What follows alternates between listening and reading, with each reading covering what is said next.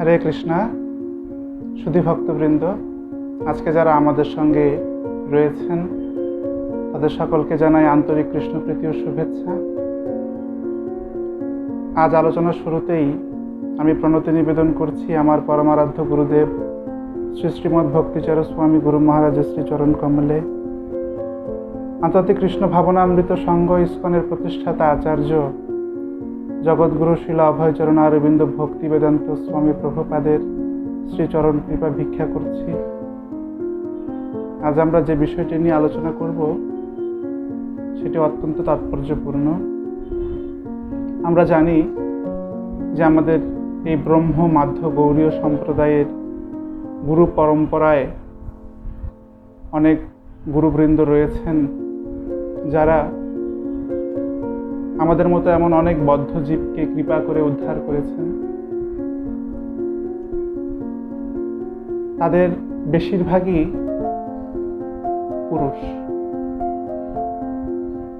বা যাদেরকে আমরা বলে থাকি আচার্য। কিন্তু আমাদের এই গৌড়ীয় সম্প্রদায়ে এমন কিছু মহীয়সী নারী রয়েছেন যারা দীক্ষাগুরুর ভূমিকা অবলম্বন করেছেন এবং এমন অনেক বদ্ধ জীবকে দীক্ষা প্রদান করে এবং সেই সঙ্গে ভাগবতীয় শিক্ষা প্রদান করে উদ্ধার করেছেন। এমনই 3 জন মহীয়সী নারীকে নিয়ে আজকে আমরা আলোচনা করব। এই আলোচনার সূত্রপাতটি হচ্ছে, যেভাবে আমি এই বিষয়টি আলোচনার জন্য উৎসাহী হই, একটি গ্রন্থ পড়ার মাধ্যমে। সেই গ্রন্থটি লিখেছেন শ্রীল ভক্তি বিকাশ স্বামী মহারাজ। সেই গ্রন্থটির নাম হচ্ছে মাদার্স অ্যান্ড মাস্টার্স, এবং সেই গ্রন্থটির একটি অধ্যায় আছে, সেই অধ্যায়ের নাম হচ্ছে উইমেন অ্যাজ গুরু। সেই অধ্যায়টিতে শ্রীল ভক্তি বিকাশ স্বামী মহারাজ এমন 3 জন মহীয়সী নারীর নাম উল্লেখ করেছেন যারা ইতিপূর্বে গুরুর ভূমিকা অবলম্বন করেছেন আমাদের এই ব্রহ্মমধ্য গৌড়ীয় সম্প্রদায়। সাধারণত বৈদিক সংস্কৃতিতে নারীদেরকে কিছু নিয়ম নীতির মধ্যে থাকার জন্য নির্দেশনা দেওয়া হয়েছে। একজন দীক্ষাগুরুর যে সকল ভূমিকা বা কর্তব্যসমূহ রয়েছে সেগুলো পালন করতে গেলে নারীদের যে নির্দিষ্ট পরিসীমা নিয়ম নীতিগুলো আছে, স্ত্রী সুলভ তাদের যে ধর্ম রয়েছে, স্বধর্ম, তার মধ্য থেকে সেগুলো পালন করা সম্ভব নয়। এই জন্য শিল প্রভুপাদ তিনি এই সমস্ত প্রচার কার্যক্রমে কখনো কোনো নারীকে বা স্ত্রী লোককে তিনি কখনো মন্দির অধ্যক্ষ অথবা জিবিসি ইত্যাদি পোস্টে কখনো শিল প্রভুপাদ তাদেরকে দায়িত্ব দেননি, কিংবা গুরু এই ধরনের কোনো দায়িত্ব শিল প্রভুপাদ নারীদেরকে দেননি। সেই বিষয়ে শিল প্রভুপাদের অনেক উদ্ধৃতি রয়েছে, শিল প্রভুপাদের তাৎপর্যে অনেক উদ্ধৃতি রয়েছে। শিল প্রভুপাদ শ্রীমদ্ ভাগবতমের 4th স্কন্ধের 12 অধ্যায়ে 32 নম্বর শ্লোকে তিনি বলছেন, সাধারণত শিক্ষাগুরুই পরবর্তীকালে দীক্ষাগুরু হন। সুনীতি কিন্তু একজন স্ত্রী হওয়ার ফলে এবং বিশেষভাবে তার মা হওয়ার ফলে ধ্রুব মহারাজের দীক্ষাগুরু হতে পারেননি, কিন্তু তা সত্ত্বেও তিনি তার প্রতি কৃতজ্ঞ ছিলেন। এখান থেকে আমরা দেখতে পাই, ধ্রুব মহারাজের এই লীলা থেকে আমরা দেখতে পাই শিল প্রভুপাদ তাৎপর্য যেটি বলছেন যে নারীগণ তারা শিক্ষাগুরু হতে পারেন। গুরু 2 প্রকার, শিক্ষাগুরু এবং দীক্ষাগুরু। তারা পথ প্রদর্শক গুরু বা শিক্ষাগুরু হতে পারেন। ঠিক যেমন সুনীতি ধ্রুব মহারাজের মাতা, তিনি ছিলেন ধ্রুব মহারাজের পথ প্রদর্শক গুরু বা শিক্ষাগুরু। কিন্তু একজন স্ত্রী হওয়ার ফলে তিনি দীক্ষাগুরু হতে পারেন না। এজন্য তিনি ধ্রুব মহারাজকে দীক্ষা দান করতে পারেননি। শিল প্রভুপাদ এখানে বলছেন যে একজন স্ত্রী এবং বিশেষভাবে তার মা হওয়ার ফলে তিনি তার দীক্ষা গুরু হতে পারেননি, এবং এজন্য নারদ মুনি ধ্রুব মহারাজকে দীক্ষা দান করেছিলেন। আমরা শিল প্রভুপাদের আরেকটি সুন্দর দৃষ্টান্ত থেকে এখানে বুঝতে পারব। ভগবদ গীতার ১৬ অধ্যায়ের ৭ নম্বর শ্লোকে শিল প্রভুপাদ বলছেন, মনুসংহিতায় স্পষ্টভাবে বলা হয়েছে যে নারীদের স্বাধীনতা দেওয়া উচিত নয়। তার অর্থ এই নয় যে নারীদের কৃতদাসীর মতো রাখতে হবে। তার অর্থ হচ্ছে তারা শিশুর মতো, শিশুদের স্বাধীনতা দেয়া হয় না। এখানে আমরা শিল প্রভুপাদের শাস্ত্রোক্ত যে মনোভাব এবং প্রকৃতপক্ষে বৈদিক শাস্ত্রের যে দৃষ্টান্ত সেটি আমরা দেখতে পাই, এবং সেই সঙ্গে আরেকটি জায়গাতে শ্রীমদ্ ভাগবতমের শিল প্রভুপাদ সেখানে দৃষ্টান্ত দিচ্ছেন। এই শ্লোকটি শ্রীমদ্ ভাগবতমের প্রথম স্কন্ধের ৯ম অধ্যায়ের ২৭ নম্বর শ্লোক। সেখানে শিল প্রভুপাদ বলছেন, স্ত্রীদের পুরুষের অনুপ্রেরণার উৎস বলে মনে করা হতো। প্রকৃতপক্ষে স্ত্রী লোকেরা পুরুষদের থেকে অধিক শক্তিশালী। শক্তিশালী জুলিয়াস সিজার ক্লিওপেট্রার বশীভূত ছিলেন। এই প্রকার শক্তিশালী স্ত্রী লোকেরা লজ্জার দ্বারা নিয়ন্ত্রিত হয়। এই লজ্জা স্ত্রী লোকদের ভূষণ। একবার এই নিয়ন্ত্রণ শিথিল হয়ে গেলে স্ত্রী লোকেরা ব্যভিচারের দ্বারা সমাজে মহা উৎপাতের সৃষ্টি করে। ব্যভিচারের অর্থ হচ্ছে বর্ণসংকর নামক অবাঞ্ছিত সন্তান উৎপাদন, যা পৃথিবীতে বিশৃঙ্খলা সৃষ্টি করে। সেজন্য আমাদেরকে আগে বুঝতে হবে যে তথাকথিত নারী স্বাধীনতা বা নারীদের সম অধিকারের যে কথাটি আজকে আমরা বিভিন্ন জায়গাতে শুনতে পাচ্ছি, এবং সেই দৃষ্টান্ত ধরে আমরা আজকে দেখতে পাই সমাজের বিভিন্ন জায়গাতে তথাকথিত নারীরা দীক্ষাগুরুর ভূমিকায় তারা থাকতে দেখা যায়। কিন্তু এই সম্পর্কে শাস্ত্রের দৃষ্টিভঙ্গিটা কি সেটি বোঝানোর জন্য আজকে আমাদের এই আয়োজন, এবং সেই সঙ্গে আমরা বুঝতে চেষ্টা করব যে গৌড়ীয় পরম্পরা ধারায়, গৌড়ীয় বৈষ্ণব পরম্পরা ধারায় যে ৩ জন নারী দীক্ষাগুরুর ভূমিকা পালন করেছেন, তারা যে কোনো সাধারণ ব্যক্তি নন, তারা যে কোনো সাধারণ কেউ নন, এবং সেই জায়গাটি একটি বিশেষ প্রয়োজনে সেটি সংগঠিত হয়েছিল। সেটি বুঝতে আজকে আমরা চেষ্টা করব। আমরা জানব এই ৩ জন মহীয়সী নারী সম্পর্কে যারা দীক্ষাগুরুর ভূমিকা পালন করেছিলেন। আমরা প্রথমে যে মহীয়সী নারীকে নিয়ে আলোচনা করব তিনি হচ্ছেন জাহ্নবা মাতা। জাহ্নবা মাতা শ্রীমন নিত্যানন্দ প্রভুর স্ত্রী। জাহ্নবা মাতার আবির্ভাব হয় বৈশাখী শুক্ল নবমী তিথিতে। সেই গ্রামটির নাম হচ্ছে শালিগ্রাম। কংসারী মিশ্রের 6 পুত্র, শ্রী দামোদর, শ্রী জগন্নাথ, শ্রী সূর্যদাস, শ্রী গৌরীদাস পণ্ডিত, শ্রী কৃষ্ণদাস এবং শ্রী নৃসিংহ চৈতন্য।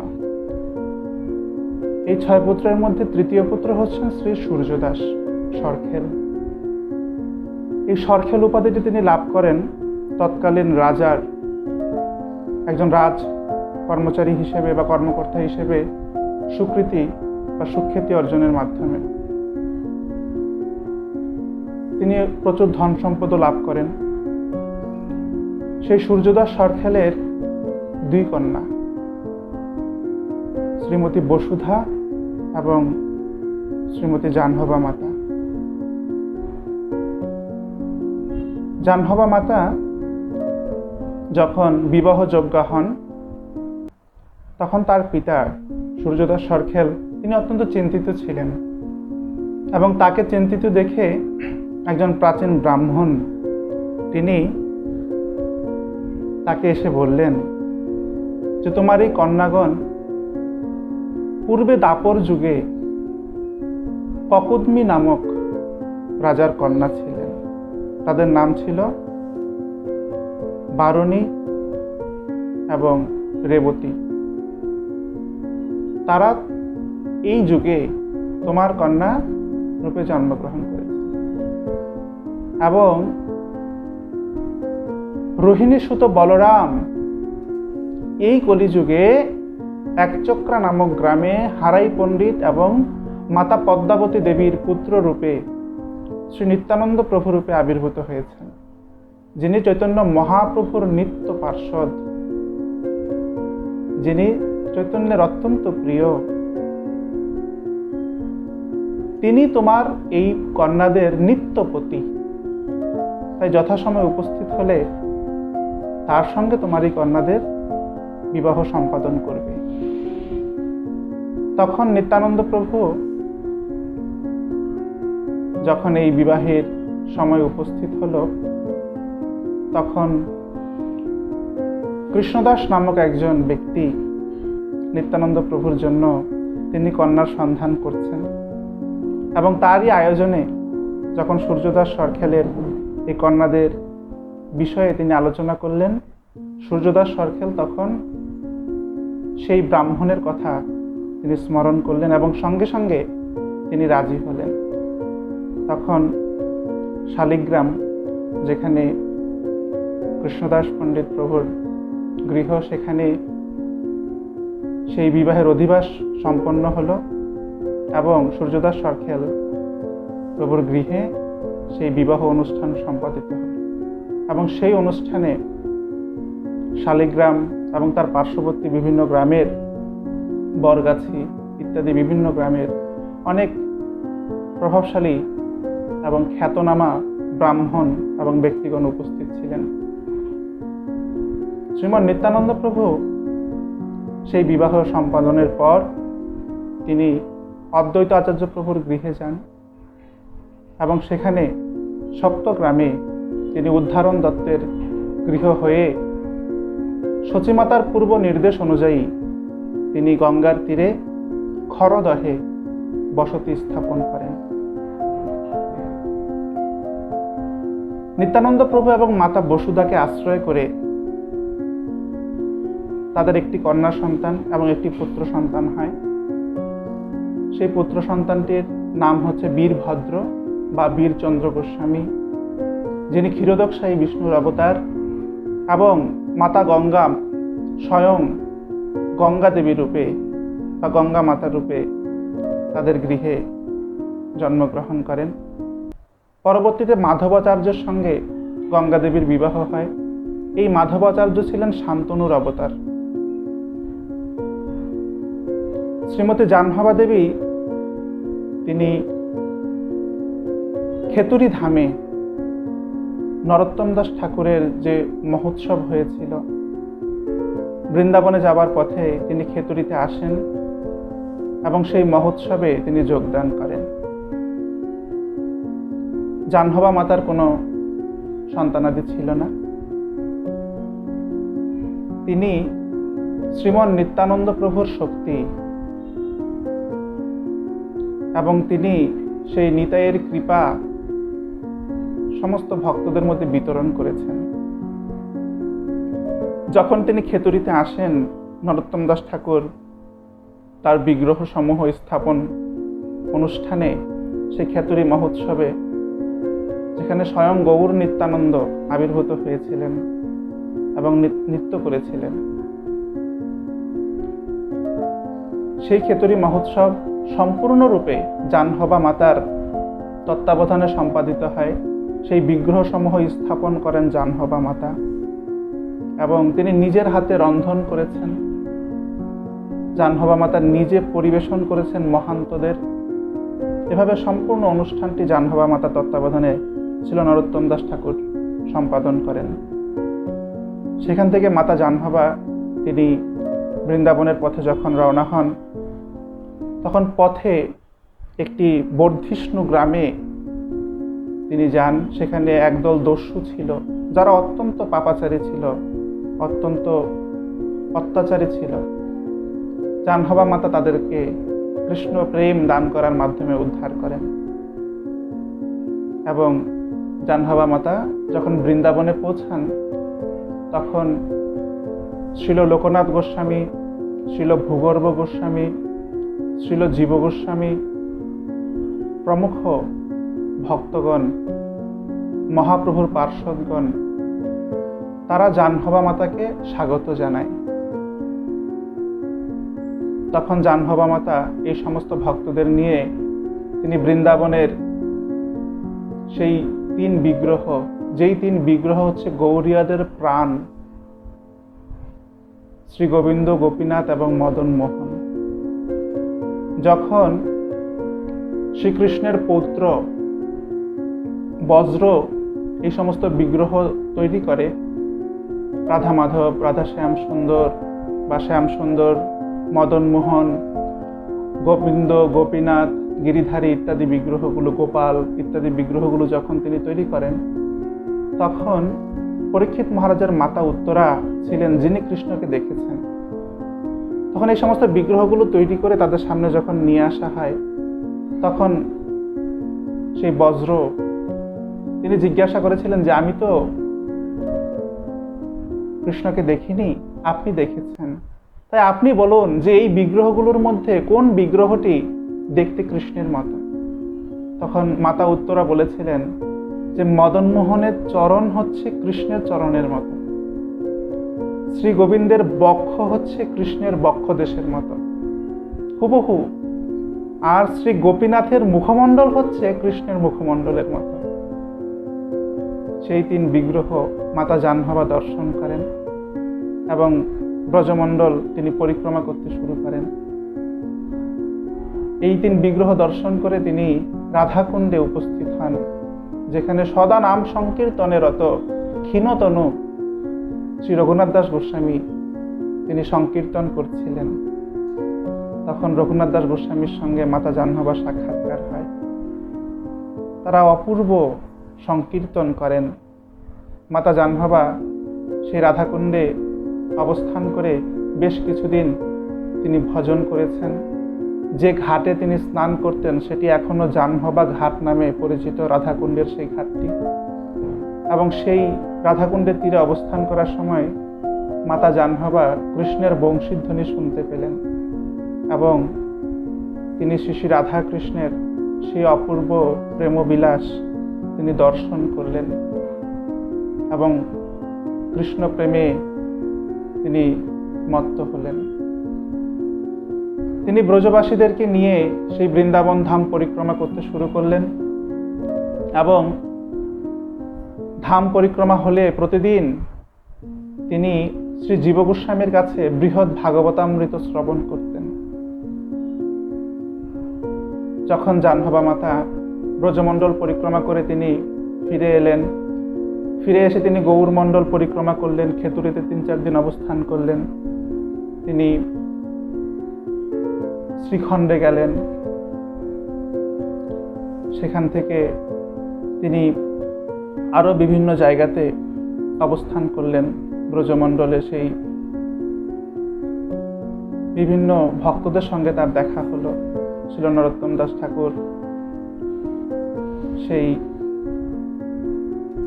রামচন্দ্র কবিরাজ, বিভিন্ন ভক্তদের সঙ্গে মাতা জাহ্নবার দেখা হলো, সাক্ষাৎকার হলো। জাহ্নবা মাতা তিনি যখন খরদহে ফিরে আসলেন, তখন তিনি এই সমস্ত সংবাদ, ভ্রমণ বৃত্তান্ত তিনি শুনিয়েছিলেন মাতা বসুধা এবং বীরভদ্র প্রভুকে। বীরভদ্র প্রভু তিনি একদিন স্বপ্নে দর্শন করলেন যে জাহ্নবা মাতা তিনি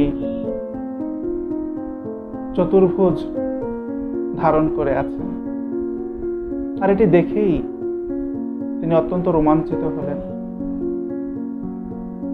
এবং সেটি দর্শন করে তিনি জাহ্নবা মাতার চরণে শরণাগত হলেন এবং তার কাছ থেকে দীক্ষা প্রার্থনা করলেন।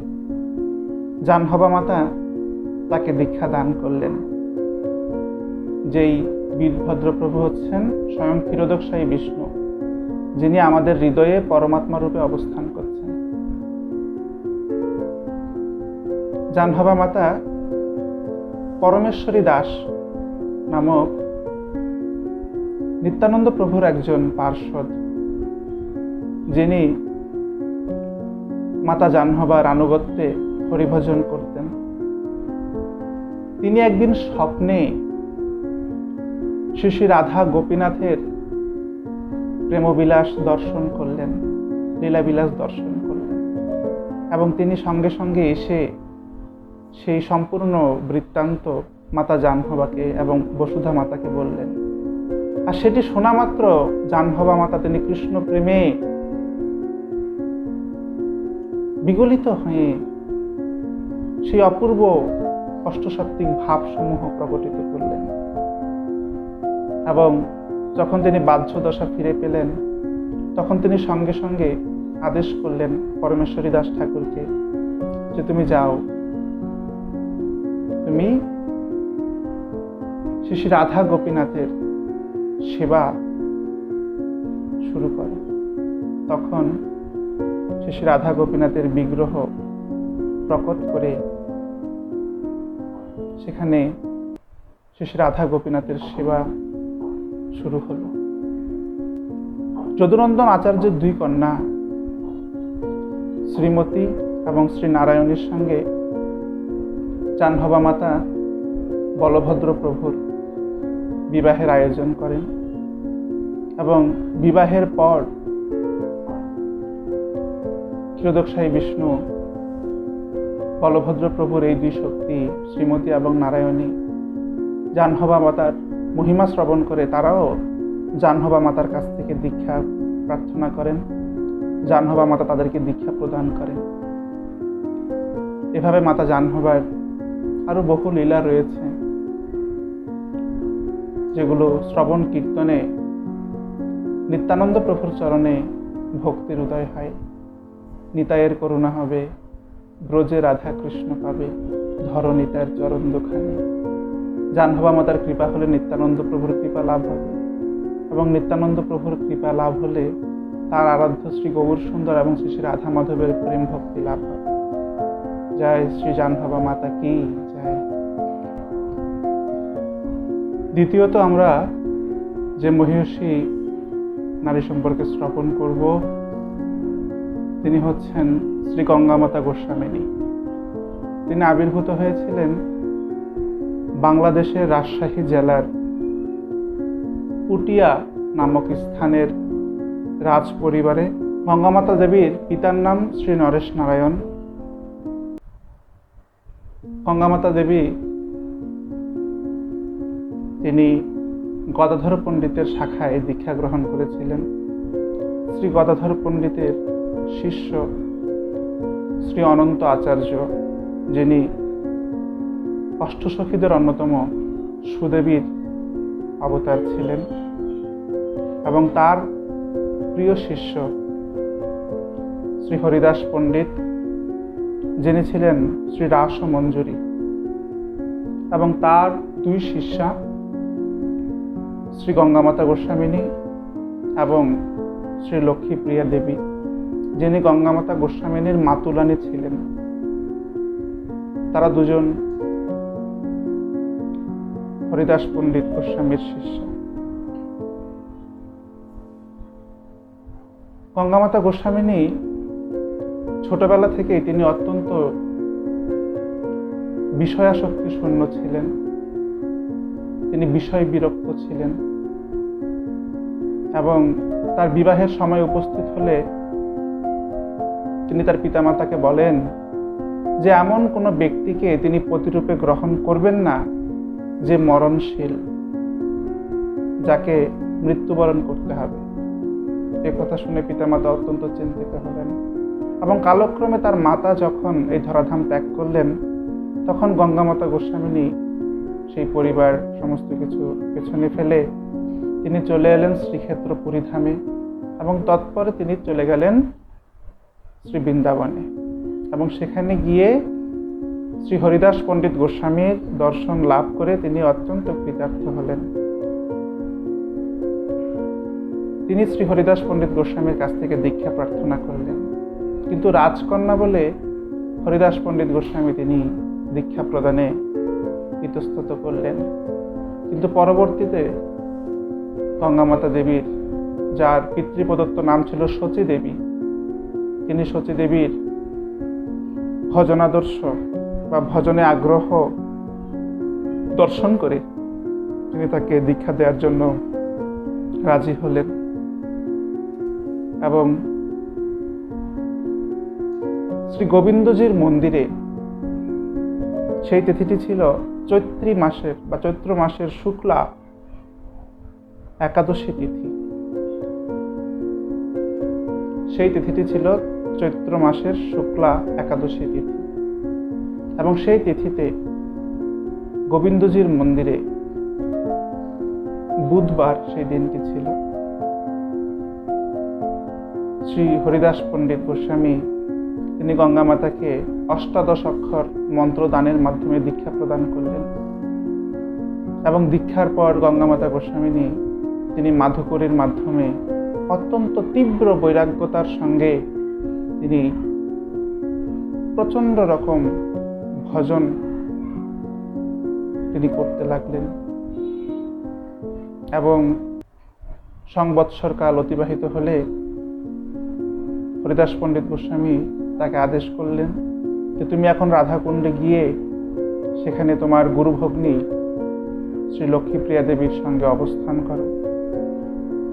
তখন গুরুদেবের নির্দেশে তিনি রাধাকুণ্ডে গেলেন, সেখানে লক্ষ্মীপ্রিয়া দেবীর সঙ্গে তিনি অবস্থান করলেন, যে লক্ষ্মীপ্রিয়া দেবী প্রতিদিন 3 লক্ষ হরিনাম জপ করতেন। তারা দুজনে একত্রে রাধাকুণ্ডের তীরে বসবাস করতে শুরু করলেন, এবং প্রতিদিন তারা গিরি গোবর্ধন পরিক্রমা করতেন। এভাবে কয়েক বছর অতিবাহিত হলে তিনি গুরুদেবের নির্দেশে শ্রীক্ষেত্রে যান। তার গুরুদেব তাকে নির্দেশ দিয়েছিলেন তুমি শ্রীক্ষেত্রে যাও এবং সেখানে বাসুদেব সার্বভৌমের যে লুপ্ত গৃহ সেটি তুমি উদ্ধার করো। গুরুদেবের নির্দেশে শ্রী গঙ্গামাতা তিনি পুরীতে চলে আসলেন। সেখানে তিনি ক্ষেত্র সন্ন্যাস গ্রহণ করলেন এবং পুরীতেই তিনি অবস্থান করছেন।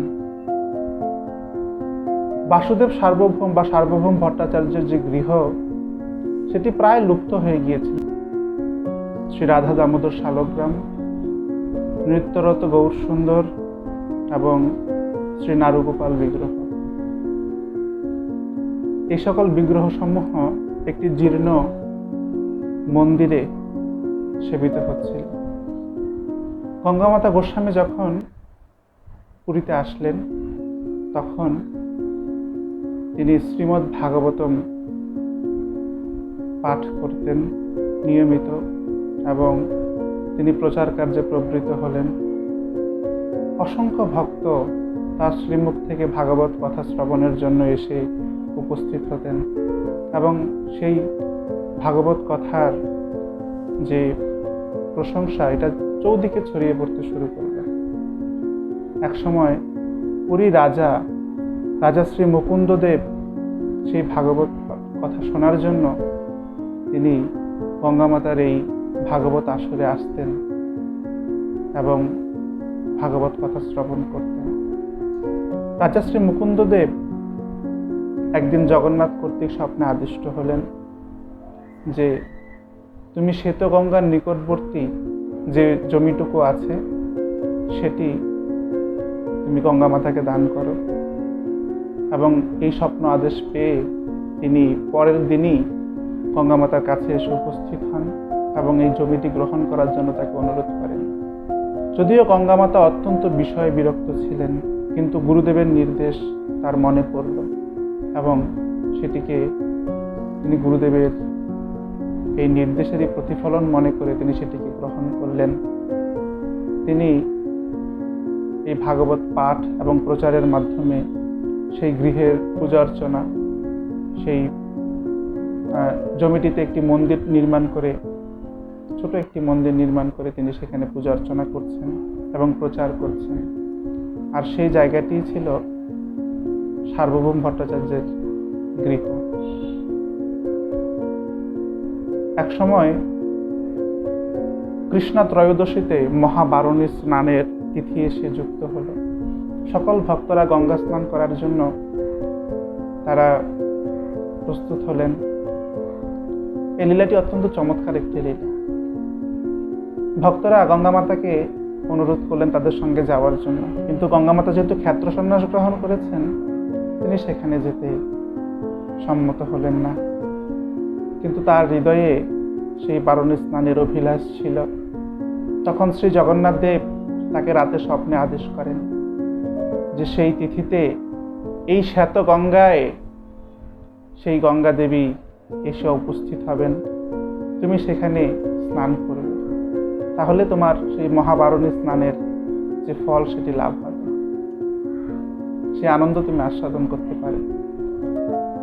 যাতে কোনো ভক্তরা সেটি না দেখে, সেজন্য মধ্যরাত্রিতে শ্রী গঙ্গা মাতা সেই শ্বেত গঙ্গায় তিনি অবগাহন করেন এবং সেখানে ডুব দেওয়ার সঙ্গে সঙ্গে গঙ্গা দেবী সেখানে প্রকটিত হন এবং প্রবল স্রোতে তাকে ভাসিয়ে একদম জগন্নাথ দেবের শ্রীমন্দিরের ভেতরে তাকে নিয়ে যায়।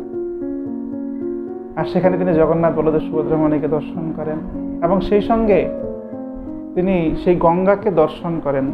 গঙ্গা ভগবানের চরণ থেকে উৎপত্তি হয়েছে। তাই জগন্নাথের এটি লীলা। সেই মন্দিরের ভেতরেই তিনি দেখতে পাচ্ছেন সে গঙ্গা নদী, আর এই গঙ্গা নদীতে স্নান করছেন শ্রীক্ষেত্রের সমস্ত ভক্তরা। সমস্ত ভক্তদের তিনি দেখতে পেলেন, সবাই আনন্দে উল্লাসে হরিধ্বনি জয়ধ্বনি করে গঙ্গা স্নান করছেন। তখন পুরীর যে পরিখারা আছে বা পূজারী বা সেবায়িকরা আছে, তারা শুনতে পাচ্ছে মন্দিরের ভেতরে প্রচন্ড শোরগোল হচ্ছে। সে আনন্দ উল্লাস তারা শ্রবণ করছে। এটি শ্রবণ করে মধ্যরাত্রিতেই তারা মন্দিরের দরজা খুলল এবং খুলে দেখতে পেল কোথাও কেউ নেই, শুধু একজন দাঁড়িয়ে আছে। তিনি হচ্ছেন কে? গঙ্গা মাতা গোস্বামী। এটি দেখে তারা বুঝতে পারলো না তো কি করবে, কিং কর্তব্য বিমূঢ় হয়ে গেল।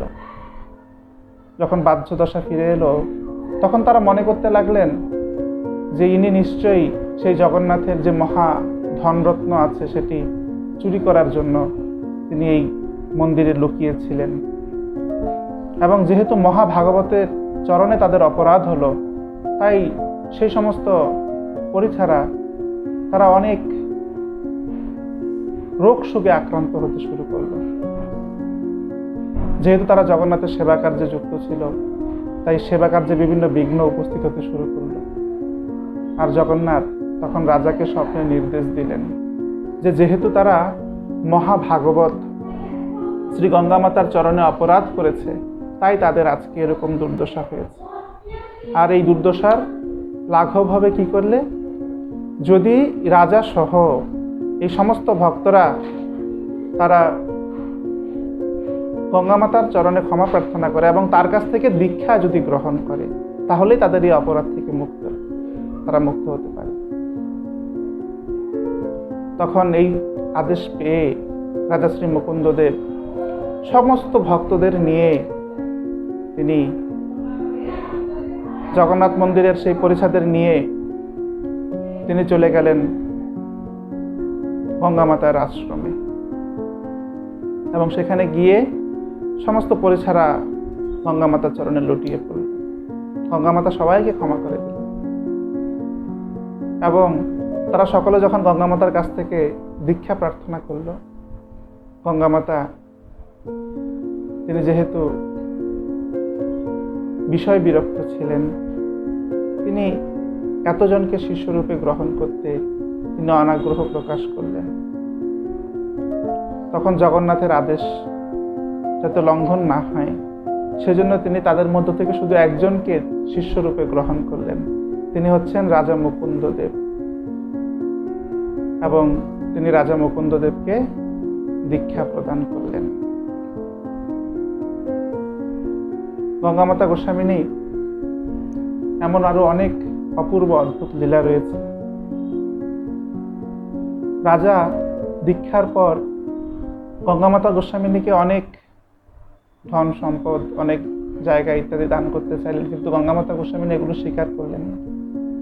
শেষ পর্যন্ত রাজার অনুরোধে তিনি বললেন, ঠিক আছে, প্রতিদিন মধ্যাহ্ন ধূপের পর তুমি 2 ভাণ্ড মহাপ্রসাদ, 1 ভাণ্ড তরকারি, একটি প্রসাদী বস্ত্র এবং 2 পণ কপরদিকা তুমি পাঠিয়ে দিবে। এই কাপড়দিকা হচ্ছে 160 পয়সা। 2 পণ কাপড়দিকা মানে হচ্ছে 160 পয়সা তৎকালীন সময়ে।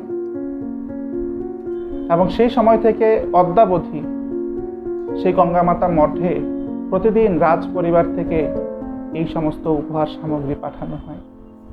সেই রীতিটি এখনো প্রচলন রয়েছে। একবার সেই জয়পুরের একজন ব্রাহ্মণ চন্দ্র শর্মা, তার গৃহে শ্রী রসিক রায় বিগ্রহ সেবিত হতো, রাধা রসিক রায় বিগ্রহ।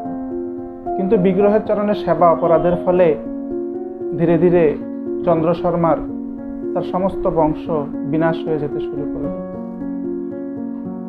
তখন একদিন জগন্নাথ দেব চন্দ্র শর্মাকে স্বপ্নে আদেশ করল যে তুমি এই বিগ্রহকে যদি সেই পুরী ধামের গঙ্গামাতা গোস্বামিনীর কাছে নিয়ে যাও এবং তিনি যদি সেই সেবা গ্রহণ করেন, বিগ্রহের সেবার দায়িত্ব গ্রহণ করেন, তাহলে তুমি এই অপরাধ থেকে মুক্ত হবে। আর এই স্বপ্ন আদেশ পেয়ে ব্রাহ্মণ চন্দ্র শর্মা সেই রাধা রসিক রায় বিগ্রহকে নিয়েই তিনি চলে আসলেন গঙ্গামাতার আশ্রমে। গঙ্গামাতা তিনি বিগ্রহের এই যে রাজ সেবা তিনি করতে অসমর্থ মনে করে তিনি এই বিগ্রহের সেবা দায়িত্বভার গ্রহণ করতে চাইলেন না।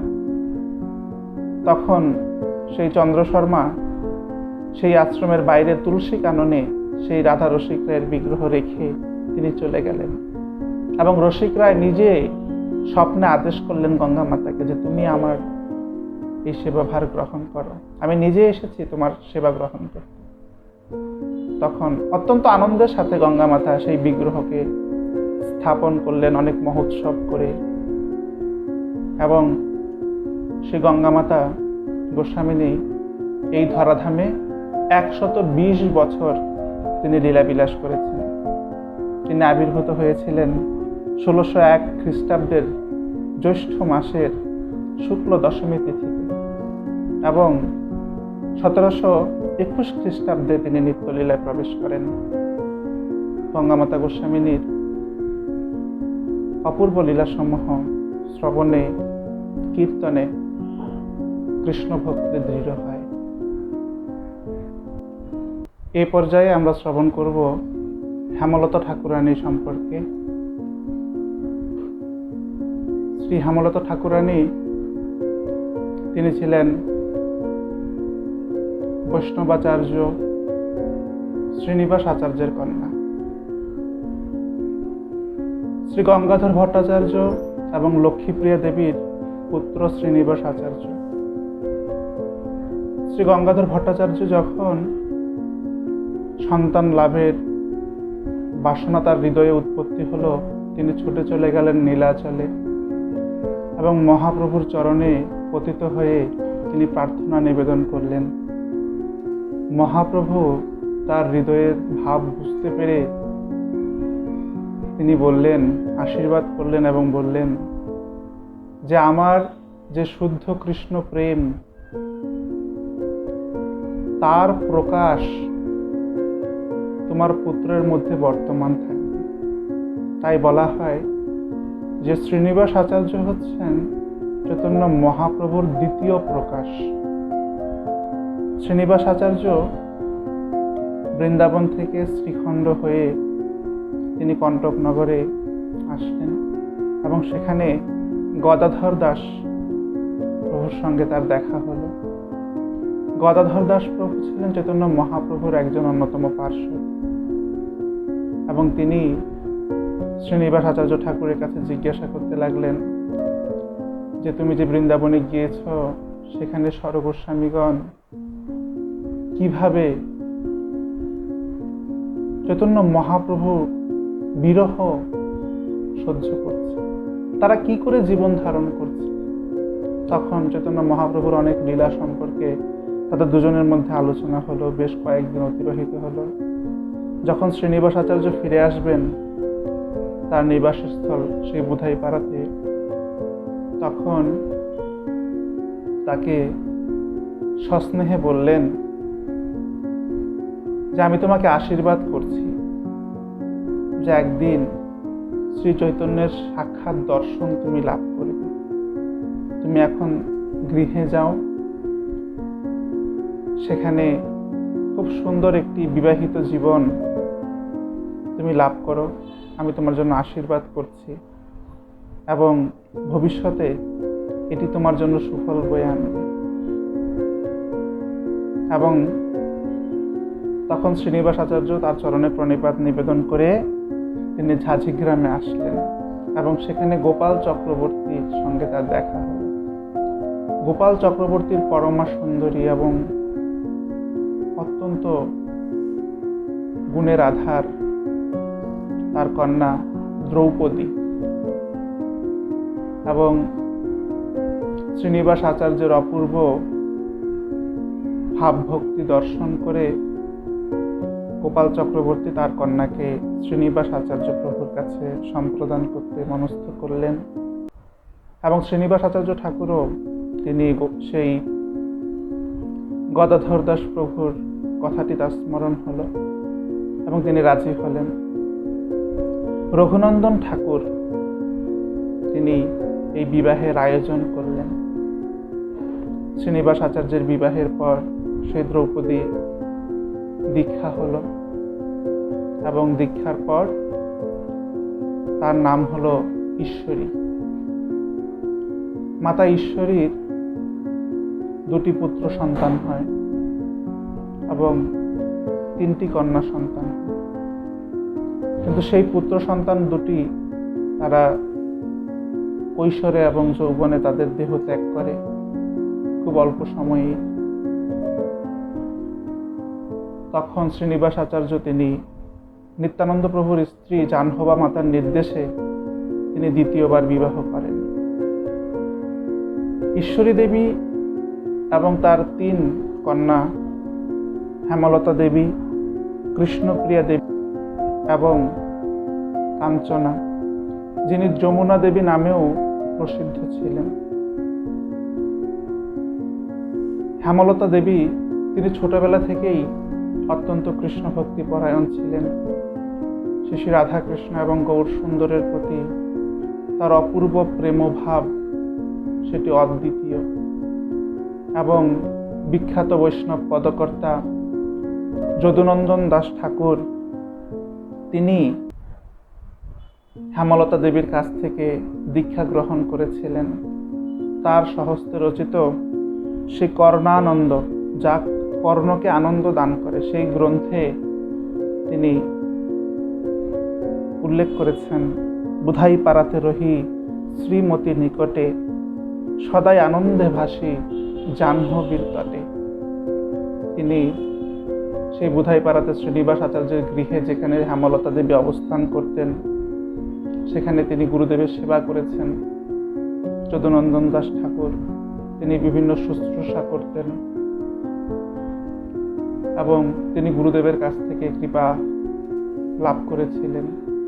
এবং পরবর্তীতে তিনি শ্রী কর্ণানন্দ এবং গোবিন্দ লীলামৃতের মতো অপূর্ব গ্রন্থ তিনি রচনা করেছেন। সেই যদুনন্দন দাস ঠাকুর গোবিন্দ লীলামৃতে তিনি লিখেছেন, নম গুরু পদতল চিন্তামণি ময়স্থল, সর্বগুণ খনি দয়ানিধি, আচার্য প্রভুর সুতা নাম শ্রীল হেমলতা, তাহার স্মরণে সর্বসিদ্ধি। শ্রী হেমলতা মাতাজি তিনি যখন দেহ ত্যাগ করেন তখন বৃন্দাবনে সমীর কুঞ্জে, ধীর সমীর কুঞ্জ, তখন বৃন্দাবনে ধীর সমীর কুঞ্জে তার পিতার সমাধির পাশেই তাকে সমাধিস্থ করা হয়। এভাবে আমরা তিনজন মহিয়সী নারীর কথা শ্রবণ করলাম, যারা দীক্ষাগুরু রূপে তাদের অত্যন্ত সুন্দর লীলাগুলো প্রকাশ করেছিলেন। হরে কৃষ্ণ কৃষ্ণ কৃষ্ণ হরে হরে, হরে রাম রাম রাম হরে হরে। শ্রীল গুরু महाराज की जय। जगत गुरु श्रील प्रभुपाद की जय। अनंत कोटि वैष्णव वृंद की जय। गौर प्रेमानंदे हरि हरि।